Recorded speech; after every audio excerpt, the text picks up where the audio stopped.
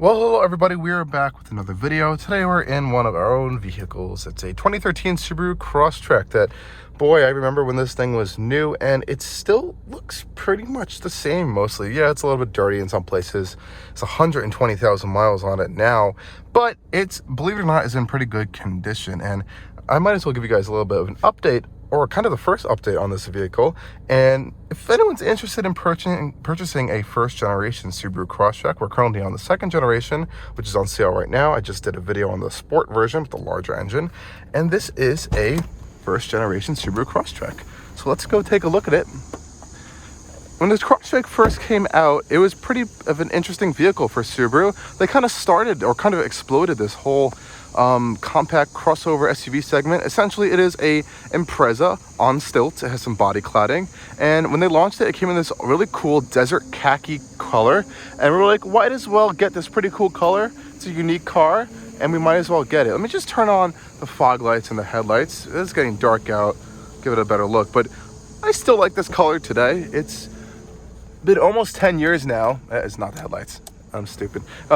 It's been almost 10 years now, and I still think this color looks pretty unique. And it's completely stock, actually. There's nothing different or changed about it. Still has stock fog lights, stock headlights. Of course, we've changed them a lot over the years. They have burnt out quite a bit. Other than that, there's been, I think, a recall or two we've had to change where there's been stuff fixed in the engine. I think there's a seal that was fixed, and some other minor suspension bits have been changed, and wheel bearings and whatnot. But other than that, it's stock. And yeah, it still looks pretty good. I think it still looks pretty good today. The new one, of course, is more squinty, more sporty and whatnot, which I think is pretty cool. And I still like these Crosstrek wheels. I'm not the biggest fan of the newer ones. I still think they're pretty iconic, and I think everyone decided to copy this wheel design after Subaru came out of it. So I think Jeep started doing it, and a whole bunch of other brands started doing this weird, like, machined finish black wheel and this kind of weird Y-spoke pattern. I still think these wheels are pretty good today, which is kind of cool. They're a little bit dirty right now, which we'll clean in another video, but yeah, still pretty cool. A little, just tiny touch of body cladding around the vehicle is fine. Nothing too aggressive like on a Mazda CX-30 or anything, but yeah, pretty tasteful. Of course, we have some roof rails up here. This one does have a sunroof. It's just a premium, so it doesn't have any leather seats or anything. And to open the hood, we'll get a look at the engine underneath there. Pop the hood, you have the hood latch right there. Let's go check that out real quick. Under here we have the venerable Subaru FA20. Oh, it's a little bit loud right now from belts. FA20 flat 4. Nothing too much crazy to see here. Of course, 4-cylinder box-cylinder engine around like 150 horsepower, 152 horsepower new. Over time, let me close that up. Over time, of course, I'm sure that's gone down a little bit. Of course, it's paired to a CVT out back there. Not the best power for a crossover style vehicle. Coming out back here, see the trunk space. Decent amount of trunk space. Again, it's just a lifted up Impreza. You do have your cover right here and a mat. I'll open that up in a second. First, you have your rubber mat here. Nothing too crazy. It's just a typical cover over there. Again, nothing too crazy. But you know, the thing people really bought the Crosstrek for the most was the ground clearance, the SUV look of it, and cooler colors. But now, of course, the Crosstrek's kind of becoming its own kind of model, has different looks than the Impreza, at least up front. And now there's a new sport model with a bigger engine on offer. It's not too much to look at on the outside. Let's go in the interior. With this generation Impreza and Subaru, space is okay. Now, this vehicle has been on countless trips, very long trips, packed with stuff, and you're able to do it with 4 people. It's kind of my seating position. I've sat back here for a long time, so I kind of know it's pretty, actually not too bad, even for long road trips. You have a lot of lower end legroom. My seat's just very far back right now. It does not have to be like this, but normally if I come over to this side, you would see how much legroom you actually have. Really not bad. Of course, you have pockets on the right side. Down on the side, it's cloth seats. Pretty durable. Mostly over time, you could have gotten leather seats as an option. Don't recline, but they do fold down, these rear seats, and headroom's not too bad. You do have this little sunroof, moonroof thing going on over here too, and you know, pretty plasticky black interior. Built very well though, pretty reliable, and holds up well over time, I think. Let's go hop back up front. Ugh. Cool. Getting back up front here. Awesome. So back up front in the Crosstrek, seatbelt on over here.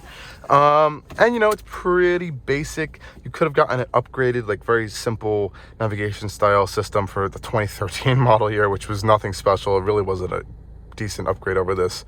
This is before Apple CarPlay or stuff we're talking about. Of course, the new ones are completely different. But yeah, it's a very basic functional interior. Everything's very rubberized. It works very well. Of course, there's a little bit lighting going on behind here if you want at night, as you can see right now.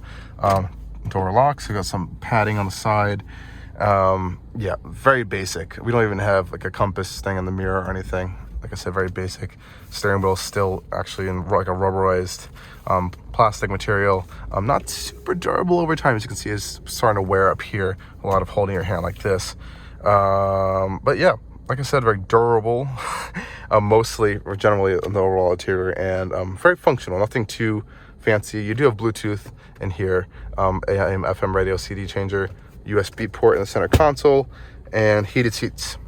That's it. Of course, you have the power roof. This has actually never had an issue. This has always worked. We've never had a problem with this, knock on wood. So this has always been really good, thankfully. And yeah, let's just take it for a little bit of a drive to give you guys a little driving impression. So of course, it has a CVT gearbox with a manual shift mode if you want to do that. You have paddle shifters over here if you want to shift manually. And let's just take it out.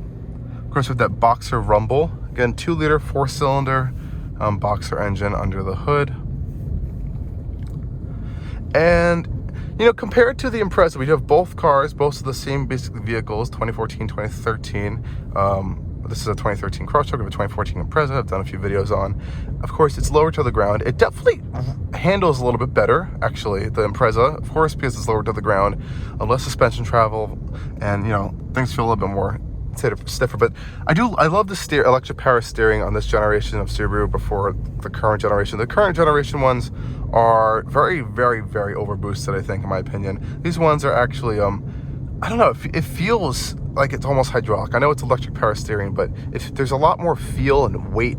It feels very natural, which I really like, and unfortunately that's going away across the entire industry right now, but that is how it is. But yeah, I do like the steering. There's always been a high point of these vehicles. They do handle and compose themselves quite well. No body. There's never really encountered any real body roll unless you're actually trying to push it in a corner, which there's no point in doing in these cars. They're not sports cars or performance cars at all whatsoever. So there's no point in kind of driving them like that. But generally they drive pretty well. You know, they're not fast. They're not the fastest vehicles on the planet at all by any standard. Good get around and go cars. You know, when we first got these, the fuel economy wasn't the best. Over time, that we did figure out that the computer actually learns your driving habits and will kind of adjust the transmission and all this other stuff to kind of fit your needs. You know, it'll figure out and like calculate all that stuff later down the road. Is that an M3 behind me? It might be an M3. Awesome, new M3. But we get like 24 mpg, and that is actually true to what the computer's saying. Around 24 mpg, mixed city highway driving, which isn't the best, isn't the worst, but again, this is a 2013 model. Newer models are getting better MPG. So if that's something you're concerned about, there you go. Let's merge onto the highway over here. Like I said before, if you wanted to, you can kind of pop this into manual. I don't know why you would do that, but you can, and you can shift it yourself. Let's just merge onto the highway. I'll show you guys a little bit of the acceleration. We'll leave it in automatic for the CVT to let's do its work. As you can see, oh, going to a little bit of help of a down ramp right there, but this guy passed us real quick. But yeah, it's not the fastest vehicle at all,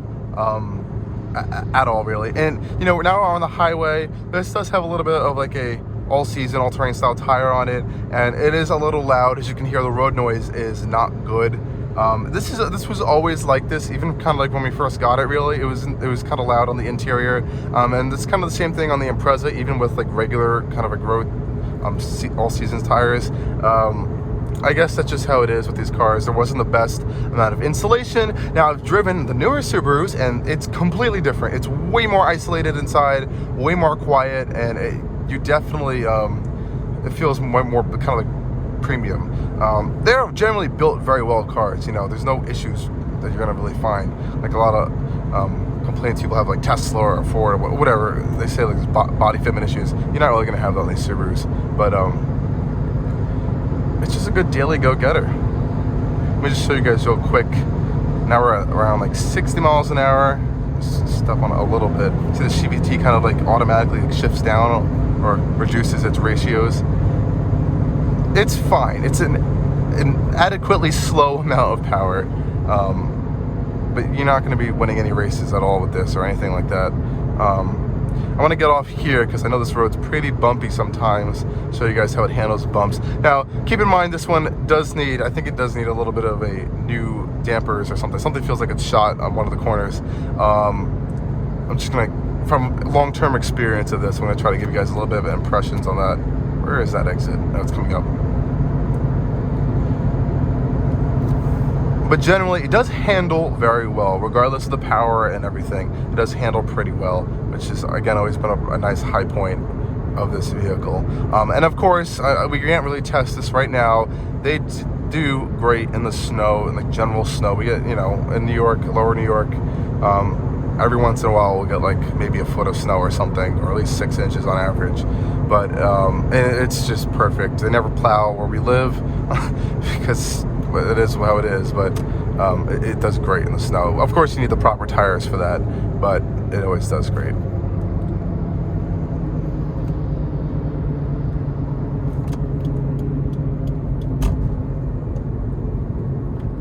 And it's always been flat in the corners. You can see right there, not really any body roll or anything, which has always been nice. Again, one of my favorite high points of this vehicle. But there's not too much to really complain about other than the lack of power with this car. You have great visibility all around. Subaru does make these nice windows on the side. They always do a good placement of their side mirrors, and so in the fact that you could actually see out the sides, even on both sides of the vehicle. I was in, and I mean, this is a completely different vehicle now, an Audi e-tron GT, and I looked to my right, and that mirror completely blocked this entire view of my right side over there. I was like, oh, that's so annoying. I'm so used to this kind of car, and that's what we have to deal with on that. So it is nice to have a lot of visibility. It's like Teslas too. Teslas have pretty great visibility, actually. There's a lot of glass. Whether you like that or not, I think it's always a plus, actually, for just general driving. Coming around to the rear, we have pretty good visibility too. The windows are all like dark and tinted from the factory out back too, just because it's like a crossover SUV style vehicle. I think that's just what Subaru does, which is nice as well. Wait for this light a little bit more. Okay, guys, let's head off. Okay, there's a little bit some bumps over here. Let's just test it out for you guys. Okay, handles it pretty well. I can tell you right now, the more suspension travel on the Crosstreks, because it's higher off the ground, definitely handles bumps and undulations in the road way better than the lower Impreza and other lower type vehicles, just because of that travel. Because in that car, I may have showed it in my videos I've done on it. If you go and see all our Impreza videos, if you hit like a small bump or something, you feel it. It's like a thunk. This one, it kind of like almost glides a little bit more over, but it definitely absorbs it a lot better. Here's some raised sewer caps. Not bad, not bad. It's almost like you're just driving over it rather than like actually impacting it and hitting it and feeling it in the chassis. And again, all that stuff has been dramatically improved on the newer Subaru product, like dramatically improved on the newer Subaru products.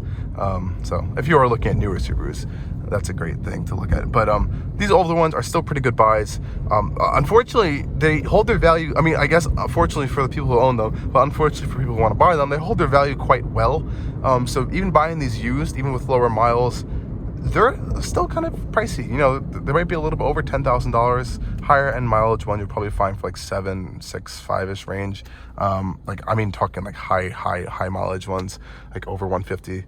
Probably higher than that, actually. This has 120,000 miles on it, but they're pretty good cars. I think at this point, the used ones for like a 2013 and 2014 area, you're looking at like, maybe if you want to get like a winter beater car or something like that, if you live in a higher snow belt state in the US or something like that, definitely good buy. Definitely good buy. Pretty durable, decent amount of storage, and these are very, very popular cars to modify. People do crazy stuff with these. I've seen people raise them up even higher, put off-road tires, put roof rack, light bars, rip off the bumpers, put like, it's crazy stuff I've seen. Just go head over to YouTube and you just Google modified Subaru Crosstrek and you'll see what I'm talking about. But yeah, these things are popular to modify, which I understand. They're quite fun and they can be more capable than you would think. Of course, you can't get too cocky with that, otherwise you'll end up in a sticky situation.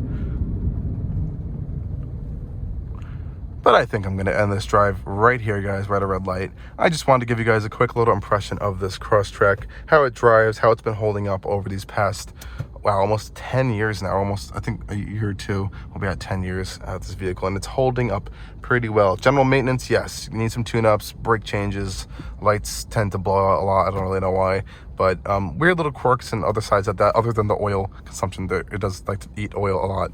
That's just a Subaru thing. It's been pretty good, pretty reliable, generally reliable, and I think it's a good used buy. I would definitely consider one if it was used now, having experienced them for such a long time. But yeah, make sure if you are looking at something used like this, take your local mechanic. Always check for some looks, check for some oil leaks, ask the usual questions, maybe about a head gasket or something, because trust me, they have still failed on these, even though Subaru says they fixed those issues. We've had that experience. But anyway, thank you guys for watching this video. If you have any questions or anything, feel free to drop that in the comments section down below, and stay tuned for a lot more videos coming soon. Thanks again.